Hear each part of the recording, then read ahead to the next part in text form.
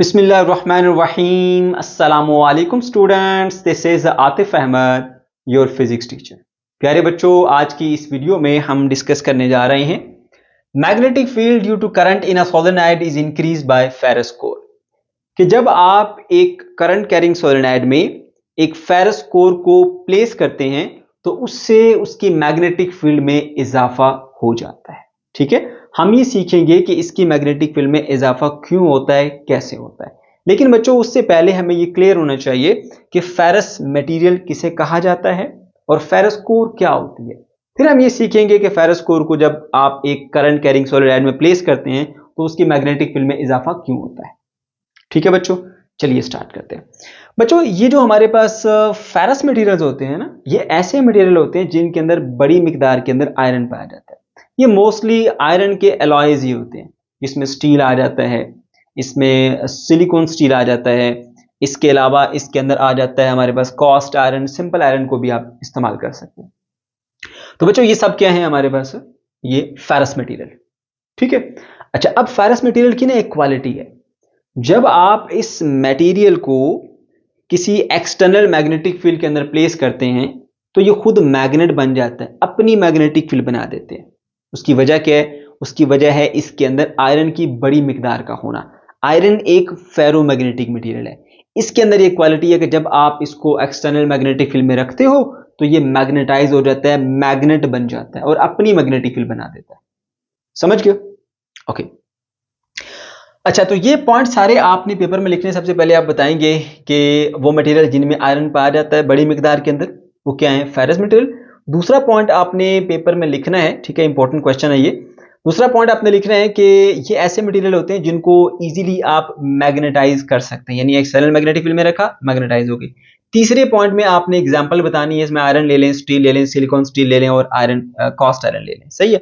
चौथा पॉइंट बच्चों यहां पर मैं आपको बता देता हूं, वो है जी इनकी रिलेटिव परमेबिलिटी के हवाले से। ठीक है, अच्छा, पहले जरा समझ लें कि रिलेटिव परमेबिलिटी होती क्या है, फिर मैं आपको ये बताता हूं कि इसके ज्यादा होने का मतलब क्या है। ठीक है, ओके बच्चों, ये जो होती है ना हमारे पास परमेबिलिटी, इसको हम जाहिर करते हैं म्यू के साथ। परमेबिलिटी किसी भी मटेरियल की ये बताती है कि इस मटेरियल में से कितना ज्यादा फील्ड पास कर सकती है आसानी के साथ। कोई मटेरियल जितना ज्यादा अलाउ करता है कि उसमें से फील्ड पास करके जा सके, उतनी ज्यादा उसकी परमेबिलिटी होगी। फॉर एग्जांपल हमारे पास आयरन की बात कर लेते हैं। आयरन है अगर एक मटेरियल, अगर ये बहुत ज्यादा अलाउ करता है मैग्नेटिक फील्ड को कि वो इसमें से पास करके जाए, तो फिर हम बोलेंगे कि इसकी परमेबिलिटी बहुत हाई है। अगर कोई मटेरियल ऐसा है जो कि मैग्नेटिक फील्ड को ज्यादा अच्छे से अलाउ नहीं करता कि वो उसमें से गुजर के जाएं, पास करके जाएं, तो हम उसको बोलेंगे कि ये मटेरियल है, इसकी जो परमेबिलिटी है वो लो है। ठीक है बच्चों। अच्छा, अब बात कर लेते हैं जी रिलेटिव परमेबिलिटी की। आपसे कहीं पूछा जा सकता है, कुछ बच्चे उनके ज़हन में क्वेश्चन आता है कि सर रिलेटिव परमेबिलिटी का मतलब क्या? प्यारे बच्चों, एक होती है परमेबिलिटी ऑफ फ्री स्पेस, जिसको हम शो करते हैं म्यू नॉट के साथ। ठीक है, और उसकी वैल्यू होती है बच्चों हमारे पास 4 पाई मल्टीप्लाई बाय 10⁻⁻7 हेनरी पर मीटर। ठीक है, अच्छा, अब ये हमारे पास फ्री स्पेस की जो परमेबिलिटी है। ठीक है, जितने भी मटेरियल हैं सबकी परमेबिलिटी दूसरे से मुख्तलिफ होती है। सबकी वैल्यूज इस तरह से याद करना बड़ा मुश्किल काम होता है। तो फिर क्या करते हैं, उन सबकी जो परमेबिलिटी है उसको इसके साथ रिलेट करके हम जो है वो याद रखते हैं, और जो हमें परमेबिलिटी मिलती है इस फ्री स्पेस वाली से रिलेट करके उसको हम रिलेटिव परमेबिलिटी कहते हैं। उसको हम शो करते हैं म्यू आर के साथ। फर्ज कर लें कि आपके पास कोई एक मटेरियल है और उसकी जो रिलेटिव परमेबिलिटी है वो 2 है। ठीक है, 2। इसका मतलब ये होता है कि ये मटेरियल जो है उसकी जो परमेबिलिटी है वो फ्री स्पेस का 2 गुना है। अगर 2 गुना है तो हम सिंपल याद रखेंगे जी mu r is equal to 2। ठीक है, तो ये जो सिर्फ 2 है, ये नंबर तो हमारे लिए बड़ा आसान है याद रखना। इसी तरह कोई और मटेरियल हो सकता है, उसकी जो परमेबिलिटी है वो फ्री स्पेस की परमेबिलिटी का 3 गुना है, तो हम बोलेंगे इसकी रिलेटिव परमेबिलिटी है 3। तो 2, 3, 5, 7, 1.4, 5, 6.2, इस तरह की वैल्यूज को याद रखना हमारे लिए काफी आसान होता है। इसलिए हम इन मटेरियल्स की जो परमेबिलिटी है वो फ्री स्पेस की परमेबिलिटी के साथ कंपेयर करके लिखते हैं और उसको रिलेटिव परमेबिलिटी कहा जाता है। ये ऐसे शो किया मैंने। और अगर आप एग्जैक्ट परमेबिलिटी भी निकालना चाहते हो तो कोई मुश्किल की बात नहीं है। आपको पता है कि एग्जैक्ट परमेबिलिटी को म्यू से शो करते हैं और वो क्या होती है, mu not into mu r. यानी जैसे आप देखें ये वाला मटेरियल है ना, उसकी रिलेटिव परमेबिलिटी 2 है, तो इस बात का मतलब यह है कि फ्री स्पेस की जितनी परमेबिलिटी है उसका 2 गुना। तो यहाँ पे जो फ्री स्पेस है उसकी परमेबिलिटी होती है 4 पाई मल्टीप्लाई बाय 10⁻⁻7 और रिलेटिव परमेबिलिटी है 2। मल्टीप्लाई कर लो 8 पाई मल्टीप्लाई बाय 10⁻⁻7 हेनरी पर मीटर। तो आप आसानी से उसको भी कैलकुलेट कर सकते हैं जो उसकी एग्जैक्ट है। ठीक है, उम्मीद है अब आपको ये भी पता लग गया होगा कि रिलेटिव परमेबिलिटी का मतलब क्या है। तो आपने सिर्फ इतना याद रखना है यहाँ पर कि जितनी ज्यादा हाई इसकी रिलेटिव परमेबिलिटी होगी उतनी ज्यादा उसकी परमेबिलिटी भी हाई होगी, इसलिए उतना ज्यादा वो अलाउ करता होगा मटेरियल कि अपने अंदर से मैग्नेटिक फील्ड को पास करने दे। ठीक है, ओके जी। अब आ जाए जी अपने मेन पॉइंट्स की तरफ। सही है बच्चों, तो नेक्स्ट आपने हेडिंग लगानी है जी करंट थ्रू द सोलेनॉइड। ठीक है, सोलेनॉइड किसे कहते हैं आप जानते हैं, आपके पास एक स्प्रिंग लाइक कंडक्टर होता है, ये आ गया हमारे पास। ठीक है, ये सोलेनॉइड है। करंट कैरिंग सोलेनॉइड किसे कहते हैं, अगर मैं इसमें से करंट पास करा दूं, ठीक है, करंट आई इसमें से पास करके जा रहा है, सही है, तो ये बन जाती है आपके पास एक करंट कैरिंग सोलेनॉइड। ठीक है बच्चों, और हम जानते हैं कि जब भी किसी कंडक्टर से करंट पास करता है ना तो उसके गिर्द मैग्नेटिक फील्ड बन जाती है। तो ये एक सोलेनॉइड है, इसमें से करंट पास करेगा तो जाहिर सी बात है यहां पर भी मैग्नेटिक फील्ड बनेगी। ठीक है, और हम जानते हैं कि अगर आपके पास सोलेनॉइड है तो आपने फिंगर्स को करंट की डायरेक्शन में कर्ल करना है, तो थंब जो है उसके नॉर्थ पोल को शो करेगा। तो फर्स्ट कर लें जी, फर्स्ट कर लें हमारे पास जो है वो यहाँ पे ये डायरेक्शन आ जाती है जी इसकी करंट की। ठीक है, तो फिर नॉर्थ इधर बनेगा ऐसे, इधर इसका नॉर्थ पोल आ गया, ठीक है, और इधर आ गया इसका साउथ पोल। तो इसने जो है ना वो एक मैग्नेटिक फील्ड क्रिएट कर दी है, एक नॉर्थ पोल और एक साउथ पोल बकायदा इसका आ गया। सही है, तो यहां पर आप मेंशन करेंगे when current passes through the solenoid magnetic field produces. Okay, ये मैग्नेटिक फील्ड आ गई, मगर ये मैग्नेटिक फील्ड जो है वो वीकर मैग्नेटिक फील्ड है। इस वक्त इसके अंदर जो मौजूद है वो एयर मौजूद है, कोई और मटेरियल हमने प्लेस नहीं किया हुआ।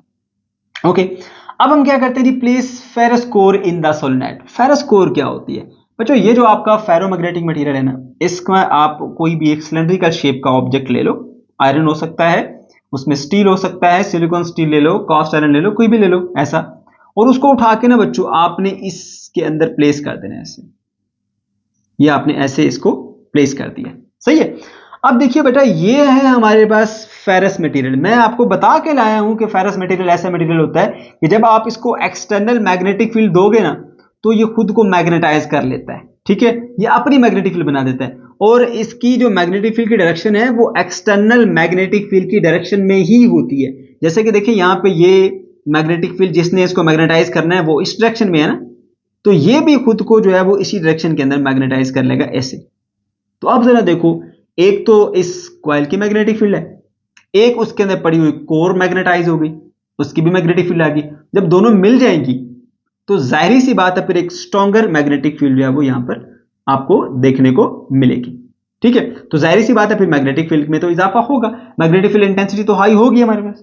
ठीक है, तो उसकी वजह यह है कि ये हमने फेरस कोर जो अंदर प्लेस की हुई है ना, ये खुद मैग्नेटाइज होके एक फील्ड बना देती है।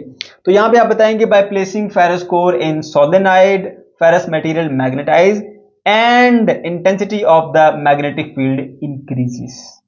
समझ आ गई बच्चों, अब मेरे ख्याल से कोई पॉइंट मुश्किल इसमें पीछे बचा नहीं है।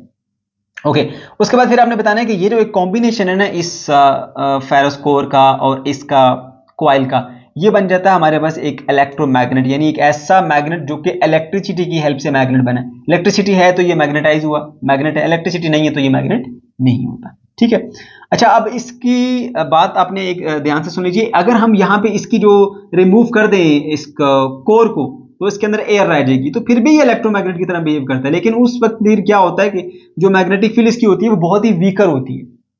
ठीक है, लेकिन जब हम इसके अंदर कोर को प्लेस करते हैं तो फिर ये एक स्ट्रॉन्ग इलेक्ट्रोमैग्नेट बनता है, बस ये फर्क है।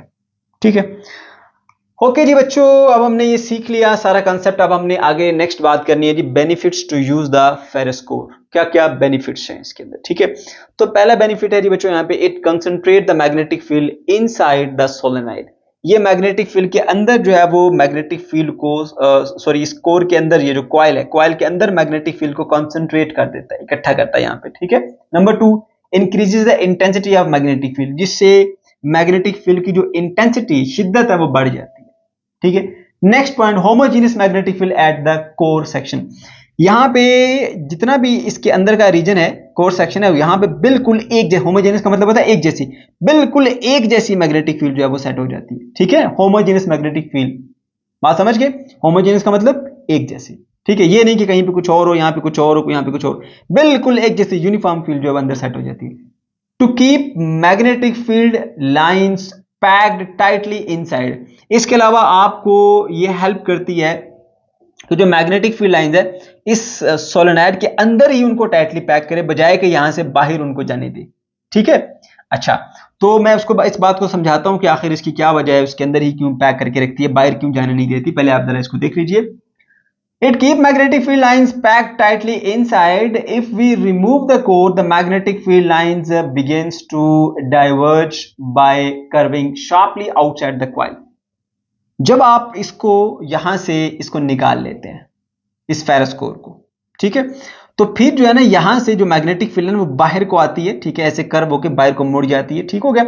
और इसके अंदर जो है वो इतनी कॉन्सेंट्रेटेड नहीं रहती।